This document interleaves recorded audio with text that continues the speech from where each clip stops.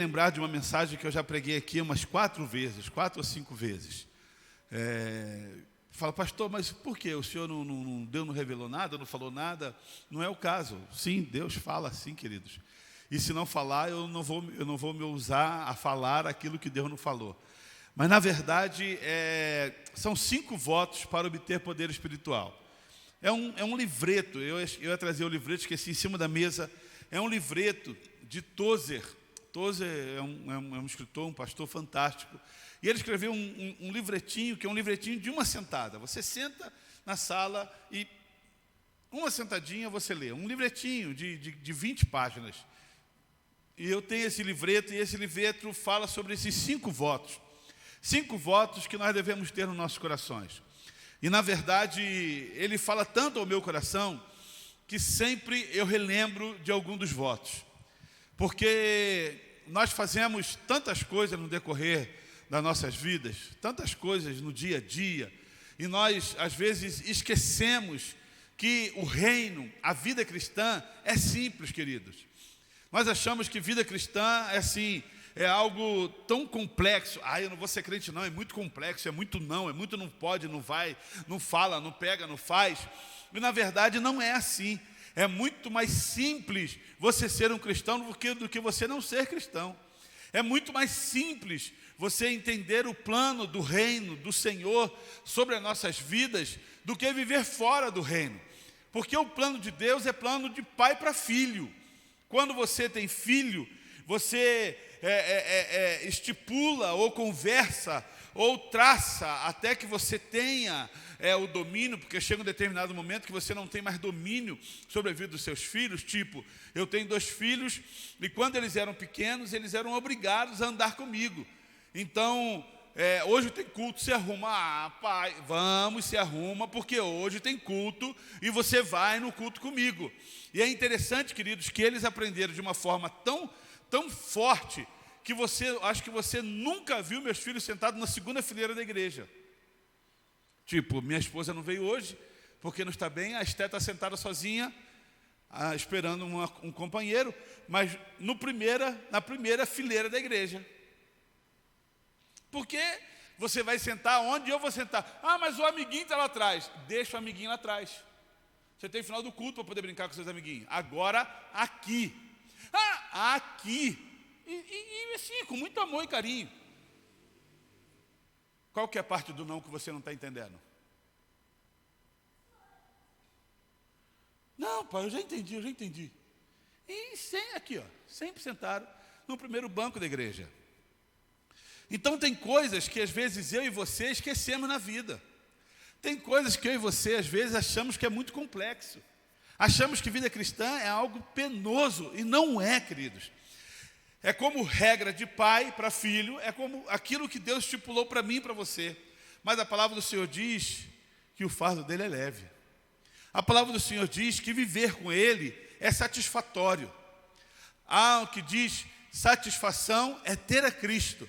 Não há um canto que diz isso, né? Satisfação é ter a Cristo. Não há melhor prazer já visto. Essa antiga, sou de Jesus, agora eu digo satisfação sem fim. Satisfação é ter a Cristo. Satisfação não é um copo de cerveja, pode ser momentaneamente.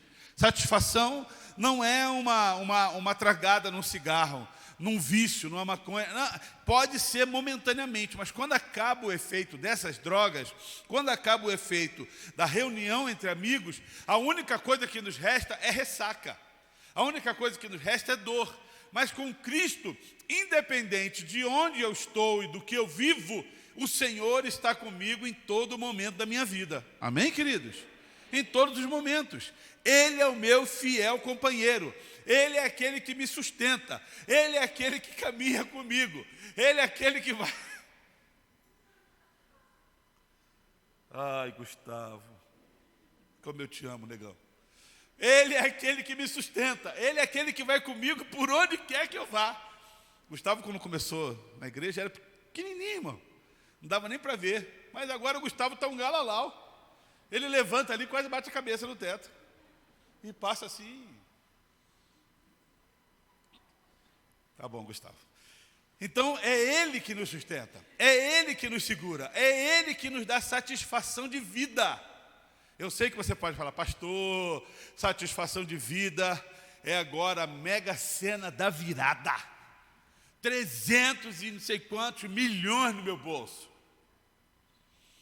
Eu já conheci pessoas extremamente ricas, e não estou falando com dinheiro, pessoas ricas e que não têm satisfação de vida e que estavam à beira de se suicidar, não conseguia dormir, pessoas com dinheiro que não tinham paz no seu coração. E essa mensagem, ele nos ajuda a nós colocarmos o trem no trilho, colocarmos as coisas nos seus devidos lugares, nós caminharmos conforme devemos caminhar. São lembretes, queridos, que você talvez deveria anotar na sua Bíblia, como a Elifânia faz. Você deveria anotar no papel, colocar na sua geladeira, e 5 votos para obter autoridade, poder espiritual. Eu, na semana passada, no sábado passado, eu fui pregar na igreja do Rodrigo, que frequentou a igreja aqui durante muito tempo, e chegou lá, como era aniversário, eu preguei sobre gratidão, uma mensagem que eu tinha pregado no domingo passado. E eu falei assim, acho que a Esté estava comigo, não sei quem estava comigo, e eu falei assim, Elifânia, abre sua Bíblia aí no livro tal, só para ver a mensagem. E a Elifânia abriu lá, estava lá, Pastor Alexandre, dia de gratidão, mensagem tal, os pontos. Eu falei, olha, a Elifânia queima filme, você não pode nem repetir mensagem, porque ela anota detalhe, irmão. Entendeu?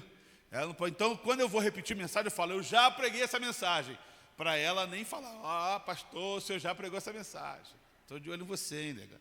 Foi aniversário dela esses dias aí. Esses dias foi ontem, não, foi sexta-feira.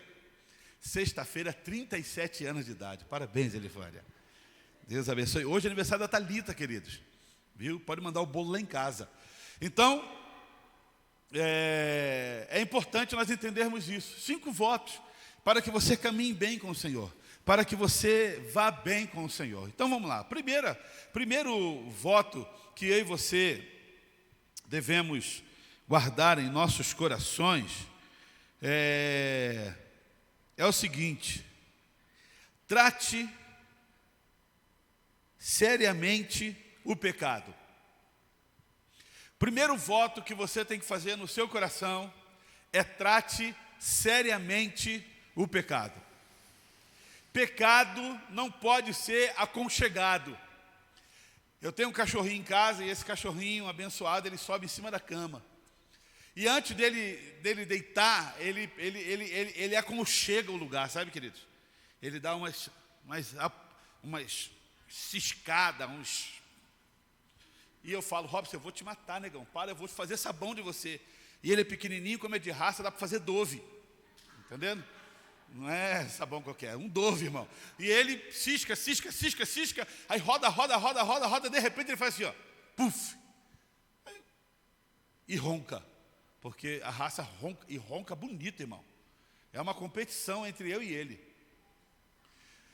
O problema é que tem muitas pessoas que fazem exatamente assim com os seus pecados. Eles aconchegam, eles põem num cantinho do seu coração. Senhor, mexe com todas as áreas da minha vida, mas não mexe com esse pecado. Porque isso aqui me acalenta, isso aqui me ajuda, isso aqui não deixa eu morrer, isso aqui não deixa eu entrar na depressão, isso aqui me faz estar na roda dos meus amigos, esse pecado me ajuda eu me alimentar e achar que eu sou alguma coisa. Então, Senhor, mexe em todas as áreas, mexe em cada canto da minha vida, mas não mexe nisso aqui não, porque isso aqui para mim é extremamente importante. Um dos votos, e o primeiro voto que Tozer fala, é que você tem que tratar seriamente com o pecado, irmão. O pecado tem sido disfarçado nesses nossos últimos dias. E é muito simples nós entendermos isso.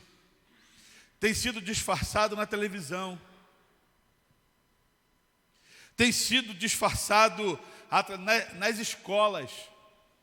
Quantas crianças são corrompidas e roubadas da presença de Deus no meio das escolas? Pastor, então a solução é eu colocar meu filho numa escola cristã? Não, eu não falei isso. A solução é você ensina a criança o caminho na qual ele deve andar. E quando for mais velho, ele não vai se desviar dele.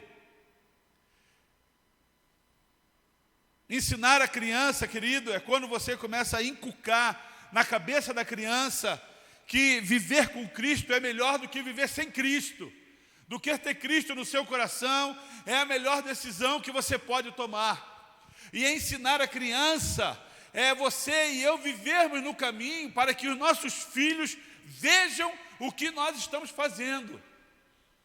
Mas quando nós não damos essa base para os nossos filhos, as escolas têm sido um grande agente de poder roubar os filhos de dentro dos ensinamentos familiares, de dentro dos ensinamentos daquilo que eu e você tanto prezamos dentro das nossas casas. O que tem? Teu pai fala isso, mas na verdade é essa situação.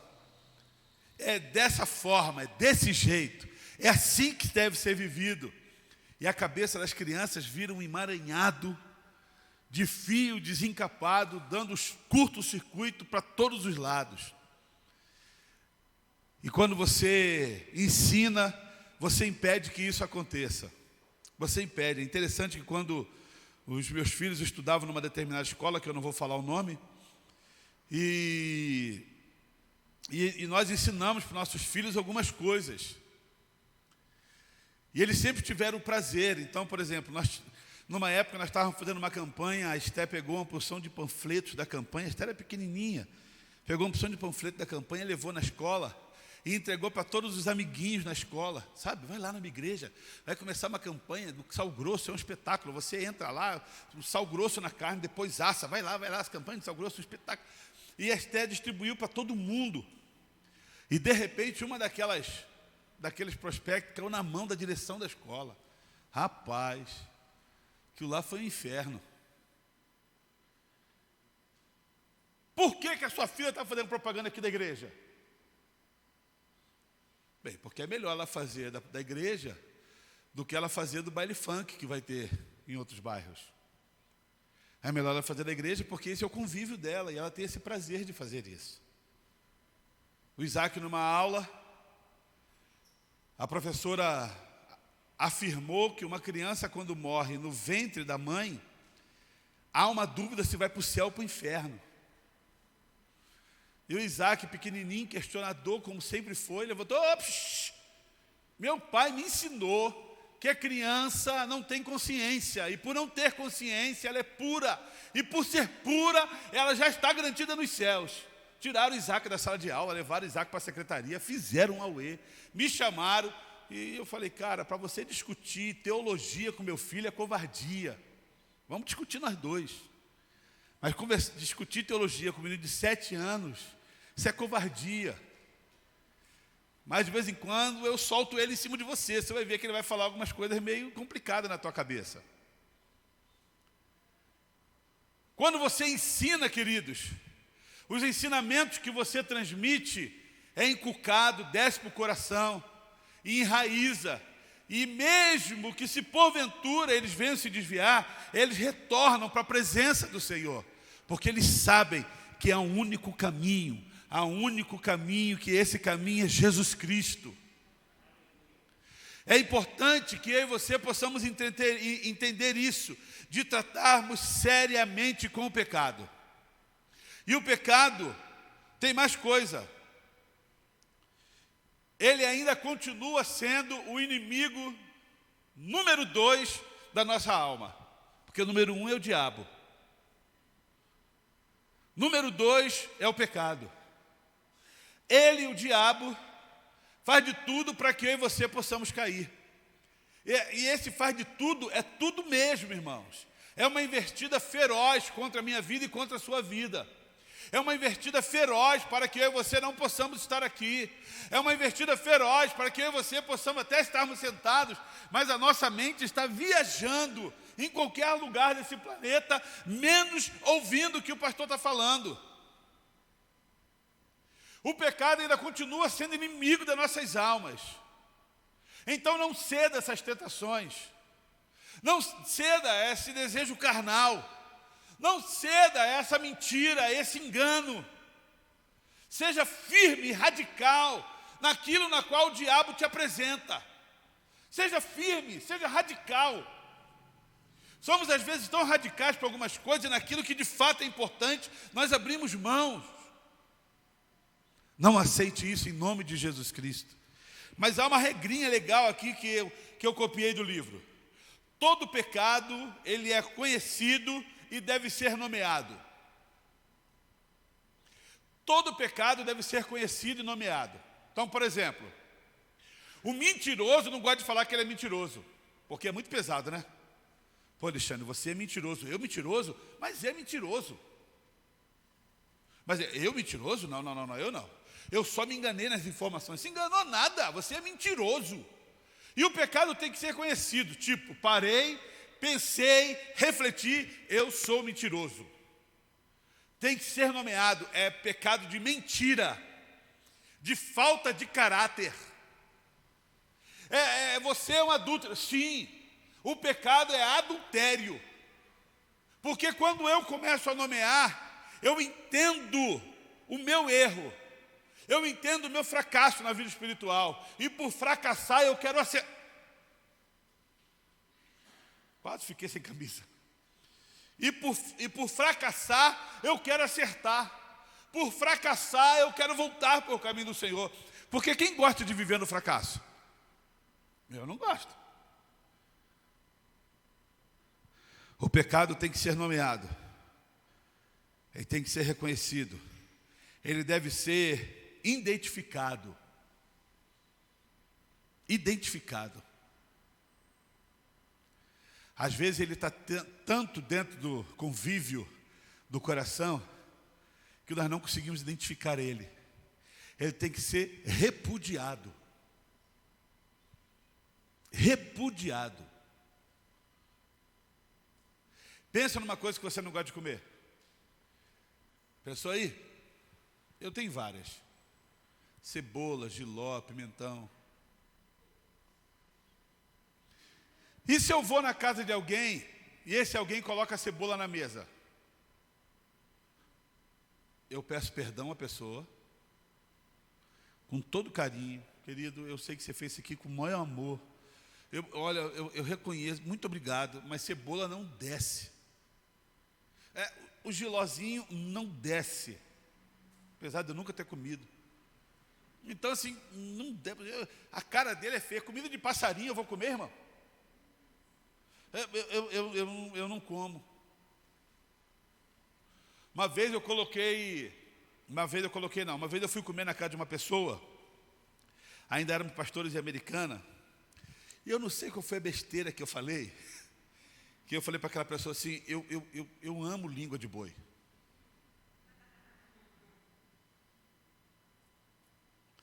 E ela falou, mentira, pastor. Eu falei, eu falei besteira.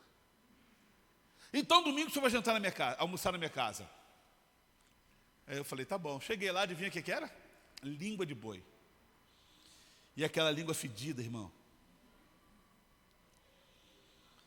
E sabe aquela comida que você põe na boca assim, ó? E ela fica assim, ó. Vai de um lado para o outro e o treino desce. E você pega um copão d'água e faz assim, ó, e ele desce atravessado. E quando eu estava acabando, ela falou assim, come mais, pastor. E brá! Aí eu falei, a Débora também gosta. E a Débora é caruda. Eu não gosto não, tá bom. Não precisa pôr mais não, irmão. Não, pegou pra... Não põe mais. Não põe. Aquilo ali me dava calafrio, irmão. Eu nunca mais falei nada disso. Eu gosto de picanha, querido. Picanha ninguém compra. Língua de boi o pessoal compra, né? Eu gosto de picanha, eu gosto de pudim, viu, Ellen? Eu gosto de torta de limão, eu gosto dessas coisas que faz bem. Língua de boi não vai, chega, não quero mais. Repudiava, aquele negócio não descia atravessado. O pecado tem que ser igualzinho, não desce. Você não pode se acostumar, tem que ser repudiado. Não se acostume com ele. Trate ele com seriedade, irmão. Não é brincadeira, ele te leva para o inferno. Ele rouba a tua salvação. Ele tira você da presença de Deus. Ele rouba você aqui, da comunhão dos santos. Não brinque com o pecado. Não brinque com o pecado. Trate seriamente o pecado. Segundo voto, não seja dono de coisa alguma. Eu não estou dizendo que você não pode ter coisas. Eu estou dizendo que você precisa ter a consciência que essas coisas não te pertencem, apesar de você ter comprado. Quer que desligue o ar-condicionado aí, irmão? Não? Tá gostosinho? Tá? Então, pode deixar, pessoal. Assim. É só para falar que tem ar-condicionado, entendeu? Semana passada você estava com calor, só para falar, só para resfriar. Então, não seja dono de coisa alguma. Eu não estou falando que você não pode ter casa, que você não pode ter carro, que você não pode ter uma bela conta bancária, que o seu cartão de crédito, o céu é o limite. Não há problema nenhum, irmãos. Você pode ter o que você conseguir comprar. Tenha a sã consciência que você não é dono de coisa nenhuma. Porque se Deus chegar para você e falar assim: Alexandre, dá o seu relógio. Senhor, o meu relógio de 48 anos de idade, que eu ganhei numa festividade, no meu aniversário, 48 anos. Não, Senhor, pede o relógio pede o relógio de outro, Senhor. Tem tanta gente com relógio nessa igreja que não tem não. Mas, Senhor, pede de outro. Se Alexandre, pega o seu carro, dá o seu carro para a minha obra. Mas o meu carro, Senhor, tem tanta gente com carro melhor na igreja, tanta gente com carro que vale 50, 100, 70, 80. O meu não dá, Senhor, é o único carro. Irmão, não há problema que você tenha. O problema é quando você faz disso todas as coisas na sua vida. O problema é quando você faz do que você tem Senhor sobre você. Então não seja dono de coisa alguma. O que eu tenho pertence ao Senhor. Foi Ele que me deu. Eu sou mordomo daquilo que Deus tem me dado. Eu sou mordomo da minha casa, eu sou mordomo do meu carro, eu sou mordomo das minhas coisas. Então, por Deus, porque Deus me deu, eu trato bem, eu lavo, eu mando fazer higienização, eu mando aspirar, eu mando fazer as coisas, deixo limpinho, porque isso é mordomia. Mas não somos dono de coisa nenhuma. E é importante você entender isso. Sabe por que é tão difícil pastores se desligarem das igrejas? Porque eles acham que são donos das igrejas. O cara está com 80 anos. Não, as suas ideias não consegue mais conjecturar, não consegue mais colocar em ordem, mas ele faz questão de ser pastor. Irmão, quando eu começar a falar besteira aqui no altar, falar: pastor, está na hora de o senhor sentar, negão. Está na hora de o senhor só bater palma. Só isso, porque não está falando mais nada com nada. Perdeu o time da administração, perdeu o time dos sonhos, perdeu tudo. Mas o poder que a pessoa tem de achar que é dono de alguma coisa, tira ele do centro da vontade de Deus. Você está entendendo isso, queridos? Não é difícil. Pastor, essa palavra é dura demais. Eu sou dono de uma mega empresa e a minha empresa não é minha. Não, minha empresa é do Senhor. Ele é o dono de todas as coisas. Eu sou administrador e desfruto daquilo que Deus me deu. Mas na hora que Ele pedir, é tudo dele. É tudo dele. Na hora que eu sentir no meu coração, é para Ele. Não seja dono. Muitas pessoas têm sido roubadas da presença de Deus por achar que são donos de alguma coisa. Por achar que são donos do seu salário. Você não é dono nem do ar que você respira, irmão. Você não é dono nem da vida que você tem. Ontem lá no casamento, acabou o casamento, e eu estava para ir embora, e o pai da noiva falou assim: o senhor quer alguma coisa? Eu falei: eu não vou almoçar, faz só um pratinho de carninha, sabe? Uma baciazinha, que eu vou mastigando na estrada. Tá bom, e ele falou assim: pastor, eu acho que o senhor deu uma emagrecida. Eu falei: vai 100 gramas, não esquenta não. Aí ele falou: eu acho uma grande besteira tudo isso. aquele homem incentivador, sabe? Aí eu falei, eu também acho. Ele falou, olha a minha carne. Aí puxou a carne dele assim, com a gordura pingando. Eu falei, isso é uma delícia, né, irmão? Pena que entope as veias. Aí ele falou, pastor, eu conheci um homem que se cuidava, pedalava, não sei quanto. Ele parecia estar falando de mim. Pedalava 30, 40 quilômetros por semana. Estava se cuidando e me infartou ontem. Eu já vim para casa assim, ó.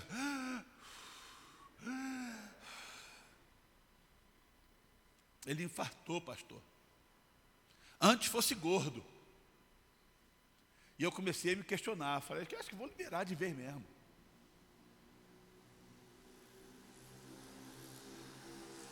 Quando esse homem falou isso, na verdade, a palavra dele é o seguinte: por mais que você faça, por mais que você trate, por mais que você... O dono da sua vida é o Senhor Deus. Claro, nós devemos tratar bem. Eu coloquei no meu coração saúde na comunidade. E tenho incentivado de uma forma, um afinco. Toda segunda e quarta tem ginástica aqui na igreja. Nós temos pedalado durante a semana. Pelo menos umas 2 vezes por semana tem andar de bicicleta. Saúde, não é você ficar magro, é você ter saúde. Saúde na comunidade. Mas quem te dá vida é Deus. É Deus. Conheci atletas magrelão, fortão, trincadinho assim, ó, que morreram. E conheci homens que comem gordura de picanha que estão vivos. Mas a hora que o Senhor fala assim, Alexandre, vem. Não tem nada que nos segure. Como diz o pastor Cláudio Duarte, na hora que a tua senha é chamada e você não sabe o número dela, não tem quem segure, irmão. Eu e você não somos donos de coisa nenhuma. Não seja dono de nada. Não seja dono de nada. Não seja dono de coisa alguma. Guarde isso no seu coração. Você não é dono dos seus filhos. Ah, eu sou dono da Esther e do Isaac. Você acha que eu sou mesmo? Meu filho já está morando fora. Minha filha já está pensando em fazer algumas coisas e ir embora.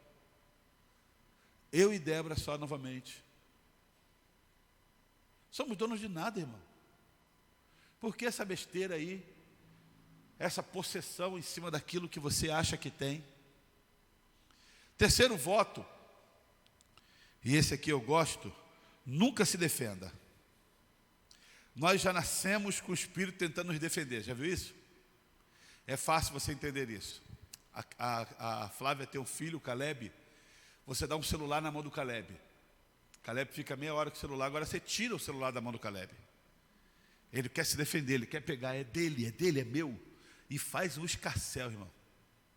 Eu não precisa nem ser o Caleb, pega o seu filho. Ele vai querer se defender com todas as forças. Nunca se defenda. Deixa Deus defender você. Deixa Deus fazer a parte dele na sua vida. É tão gostoso, queridos, quando diz lá no livro de Êxodo, capítulo 23, 22, que diz assim, ó: se vocês ouvirem atentamente o que ele disser e fizer tudo o que ele lhe ordenou, serei inimigo dos meus inimigos e adversários dos meus adversários. Deus fala assim, ó, se você, em outras palavras, se você se levantar contra os meus, eu serei inimigo dos inimigos do meu povo e serei adversário dos adversários do meu povo. É Deus que te defende. Sabe quando você recebe uma afronta e você na hora fala, opa, é agora, que é? Irmão, para de besteira. Para de besteira. É Deus. É Deus que mostra quem você é. Ninguém consegue se esconder por muito tempo. Ele revela imediatamente quem ele é. E isso é nítido. Você começa a conviver com a pessoa rapidamente defende, ela rapidamente se revela quem é. Então quem nos conhece e sabe muito bem quem somos, esse é Deus. Então Deus, ele entra para defender a minha vida e a sua vida. A única coisa que você eu não fiz. Não, você fez. Não fiz. Não fez, não fiz. Não, deixa quieto, Deus que me defende. Deus sabe quem eu sou. Deus sabe se eu falei. Deus sabe se eu roubei. Deus sabe de todas as coisas. E no tempo oportuno, toda a verdade virá. Deus sabe de todas as coisas. Há hoje tantas pessoas querendo se defender, querendo se esquivar das acusações. Queridos, é Deus que cuida de mim e de você. É Deus que cuida de nossas vidas. É Deus. Ele sabe quem somos e o que merecemos da parte dEle. Ele sabe da trajetória do nosso caminhar, das nossas fraquezas, das nossas vitórias e das nossas derrotas. Ele sabe. É Ele quem nos defende. Você não é capaz de saber quantos fios de cabelo tem na sua cabeça, mas Deus sabe. Eu não me conheço tão bem quanto Deus me conhece. Às vezes eu me surpreendo comigo mesmo. Falo, Alexandre, você foi capaz disso, cara? Então, se tem alguém que me conhece e ele está disposto a ser o meu defensor, deixa tudo nas mãos dele. É em vão ficar correndo. É em vão tentar se defender. Fala, olha, Deus sabe de todas as coisas. Quarto, nunca passe adiante algo que vai prejudicar alguém. Esse é bom, né? Nunca passe adiante algo que vai prejudicar alguém. Olha o que diz lá em Mateus 7, versículo 2. Pois da mesma forma que julgares, vocês serão julgados. E a medida que usarem também serão usadas para medir vocês. Nunca leve adiante algo que vai prejudicar alguém. Pensa antes de você falar. Pensa se vale a pena você falar mal de alguém. Pensa se vale a pena, faça isso um voto no teu coração. Eu não vou falar mal de ninguém mais na minha vida. Eu não vou mais falar mal de ninguém. Nem do Bolsonaro. Nem do Lula. Nem do calça apertada. Já falei mal dele. Do Dória.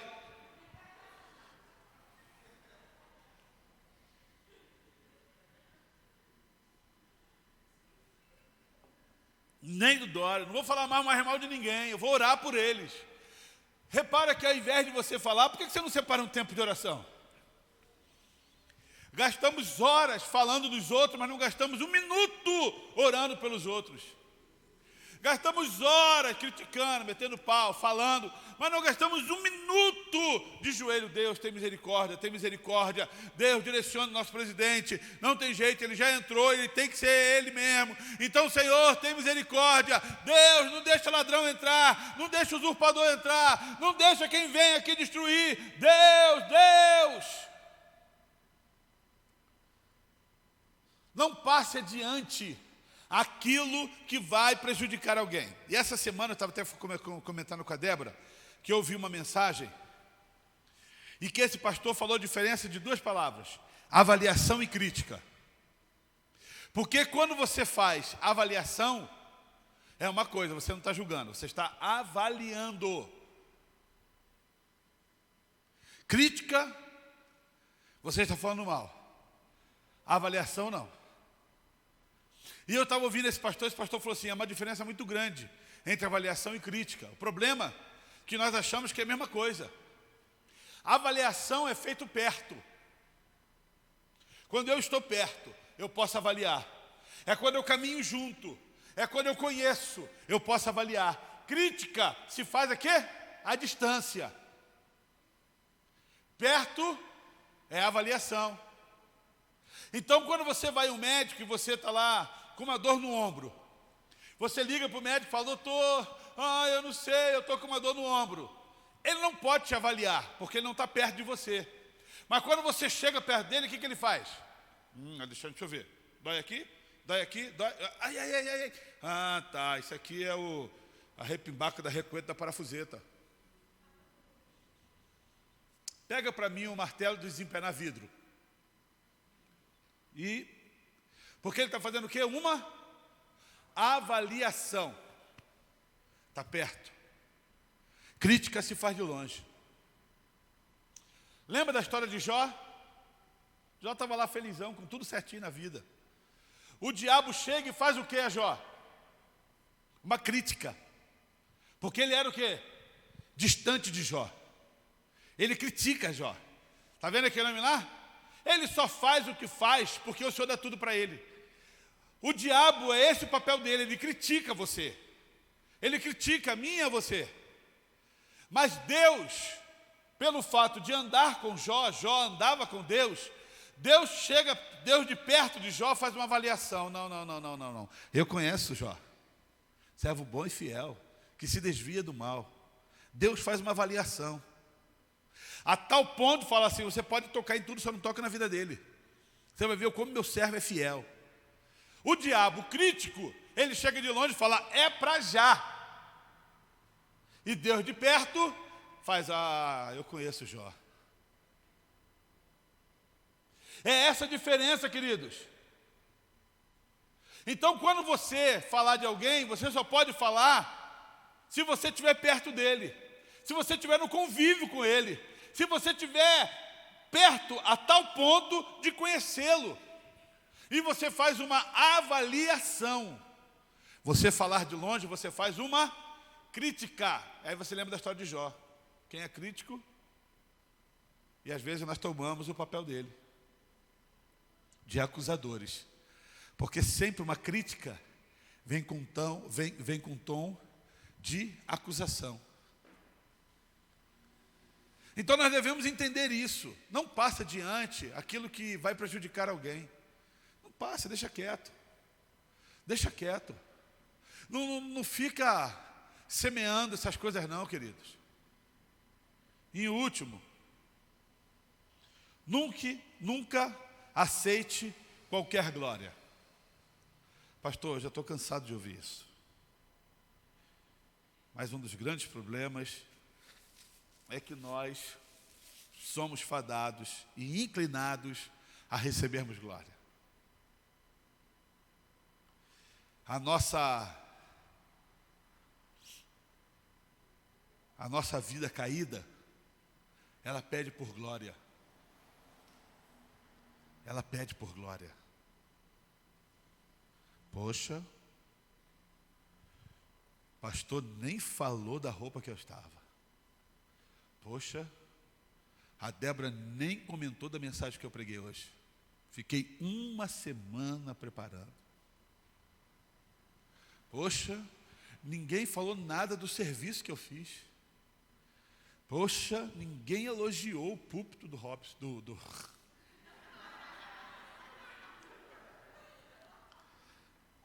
me perdoa, do Osto. Pior que em casa eu chamo ele de Osto. Do Osto.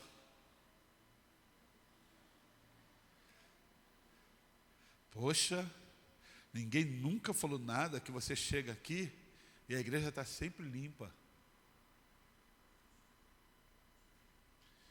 Poxa, pastor nunca elogiou que a projeção está cada dia melhor.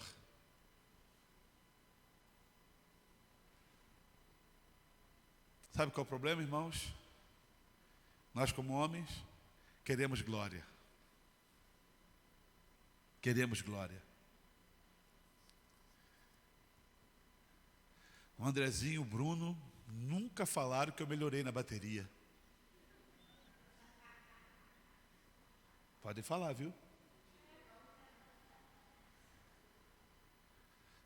Ou que eu piorei de ver mesmo, né? Não aceita glória não, irmão. Isso não te pertence. Isso não te pertence. Se tem uma coisa que o diabo gosta de massagear nos nossos corações, é quando você recebe glórias. Não é gostoso? Fala a verdade. Nossa, pastor.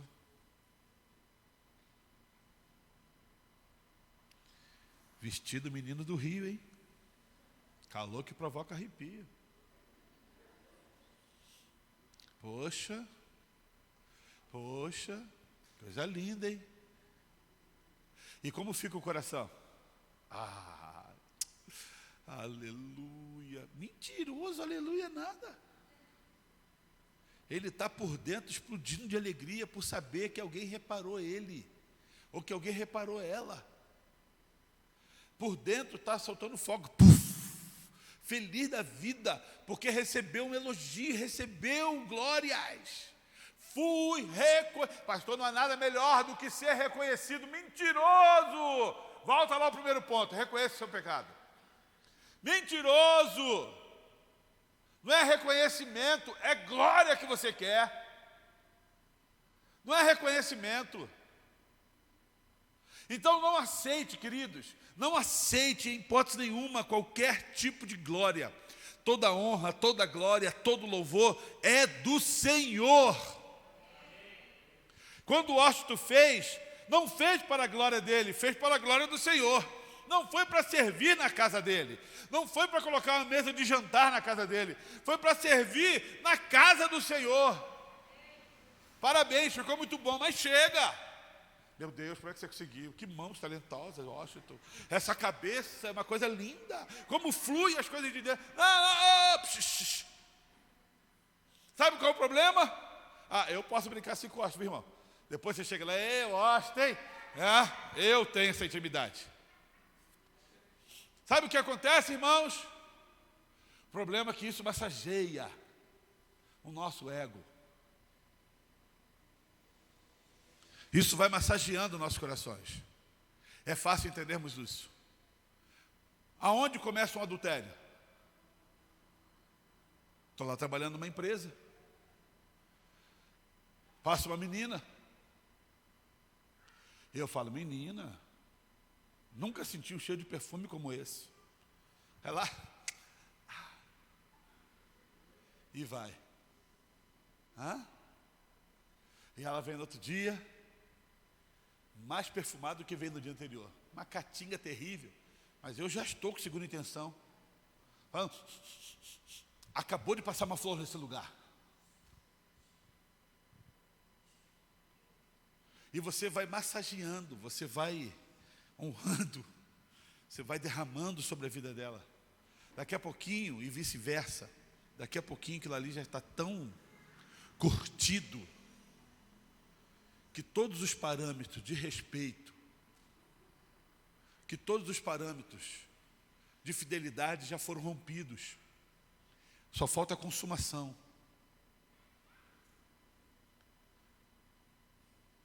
Não começa adultério com grosseria, ou com poucas falas. Começa com muitos elogios. Então, mulher, quando você passar no teu serviço, e um cara que já está desconfiado, você está desconfiado que esse cara está de olho em você, e ele te elogiar, você fala assim, é para o meu marido, eu faço isso para ele. Eu me arrumei, chamei ele acordou, abriu o olho e falou, meu bem, como você está linda, mesmo que eu não tenha feito isso. Depois você pede perdão por esse pecado.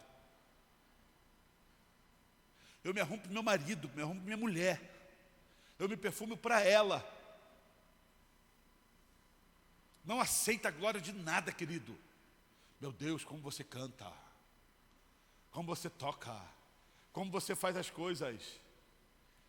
E as coisas vão sendo tão massageadas, tão massageadas, tão massageadas, que a única coisa que você vai entender é que você não cabe nesse lugar.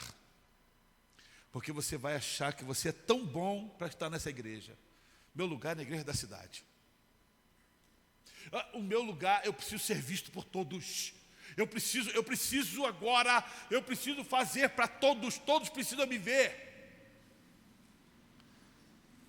Querido, você precisa entender que você não pode aceitar glórias. Tudo é para o Senhor. As pessoas podem te elogiar, e não há problema nenhum você elogiar. Eu elogiei demais o Washington. Parabéns, Washington, parabéns, eu estou encantado, parabéns. Mas no coração dele tinha que falar assim, obrigado, pastor. E ele falar em silêncio, obrigado, Senhor, porque o Senhor me capacitou.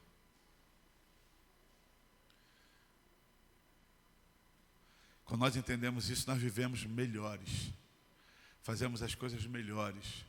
E somos capacitados por Deus para vivermos uma vida de santidade e uma vida cristã melhor do que nós já vivemos. Que você guarde esses 5 votos no seu coração. 5 votos para obter poder espiritual. Primeiro voto, trate seriamente com o pecado. Segundo, não seja dono de coisa alguma. Terceiro, nunca se defenda. Quarto, nunca passe adiante algo que vai prejudicar alguém. Quinto lugar, nunca aceite qualquer tipo de glória. E que o Senhor tenha misericórdia de nossas vidas. E que vivamos uma vida cristã reta e genuína. Reta e genuína. Para que o Senhor se alegre de mim e de você. E possa ver os nossos frutos a cada dia. Vamos ficar de pé, queridos?